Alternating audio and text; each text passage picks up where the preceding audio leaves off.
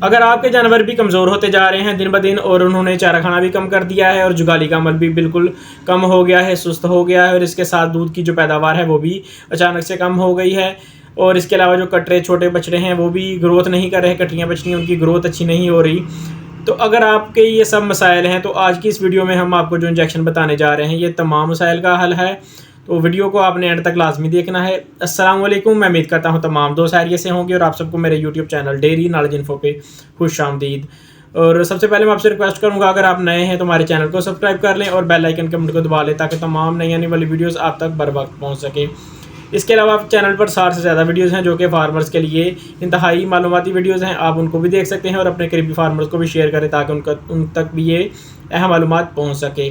تو وقت کو ضائع کیے بغیر ہی اپنے ٹاپک کی طرف واپس آئیں گے اور بات کریں گے اس انجیکشن کی جس کا ذکر ہم نے ویڈیو کے سٹارٹ پہ کیا تھا، یعنی کہ ٹونوویٹ انجیکشن آپ سکرین پہ دیکھ رہے ہیں۔ اس میں جو کمبینیشن ہے، جو فارمولیشن ہے وہ ٹولیڈیم فاس سوڈیم اور سائنوکوبالمن یعنی وٹامن B12 یہ دونوں اس میں فارمولا آتے ہیں اور یہ اس کا کمبینیشن ہے، یہ انتہائی زبردست فارمولا ہے۔ تو سب سے پہلے بات کریں گے کمزوری اور تھکن کی، تو اگر آپ کے جانور کمزور ہیں اور تھکن محسوس کرتے ہیں، سارا دن جگالی کا عمل بھی سست رہتا ہے ان کا، تو یہ انجیکشن ان میں اگر آپ لگائیں گے تو آپ کو انتہائی شاندار رزلٹ دیکھنے کو ملیں گے۔ اس کے بعد اگر بات کریں گے دودھ کی پیداوار کی، تو اس میں کیونکہ ٹولڈیم فاسٹ جو کہ فاسفورس کی کمی کو ختم کرتا ہے جانوروں میں، اس کی ہڈیوں میں اور مختلف قسم کے جو کمزوری ہو رہی ہوتی ہے ان کو ریکور کرتا ہے۔ وٹامن B12 جو ریڈ بلڈ سیلز خلیات ہوتے ہیں ان کو بڑھاتا ہے اور جانور تندرست ہوتا ہے، زیادہ چارہ کھاتا ہے اور دودھ کی پیداوار بھی اس میں بڑھ جاتی ہے۔ اس کے ساتھ ساتھ وہ جانور جو بار بار آپ کے ہیٹ میں آ جاتے ہیں اور اس کے بعد کراس کرانے کے بعد وہ گبن نہیں ہوتے، تو فاسفورس کی کمی کی وجہ سے اگر وہ جانور کو مسائل آ رہے ہیں تو اس انجیکشن سے آپ کو انتہائی شاندار رزلٹ ملیں گے اور وہ جانور بھی آپ کے رپیٹ نہیں ہوں گے اور وہ گبن ہو جائیں گے۔ اس کے ساتھ اگر بات کریں چھوٹے بچڑوں کی، تو جو چھوٹی کٹریاں اور بچڑی ہوتی ہیں جو گروتھ نہیں کرتی،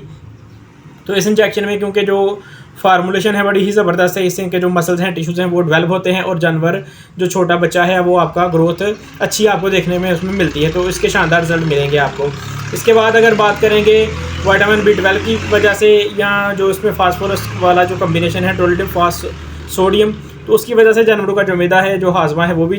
درست ہوتا ہے، جانور جگالی بھی زیادہ کرتا ہے اور زیادہ جگالی کرنے کی وجہ سے وہ اس کا ہاضمہ درست ہوتا ہے اور وہ زیادہ چارہ کھاتا ہے اور زیادہ دودھ کی پیداوار بھی ہوگی اور گوشت کی پیداوار بھی بڑھے گی۔ جب جانور تندرست ہوگا، زیادہ چارہ کھائے گا تو وہ زیادہ دودھ بھی پیدا کرے گا اور اس کا جو ہاضمہ ہے درست ہوگا اور وہ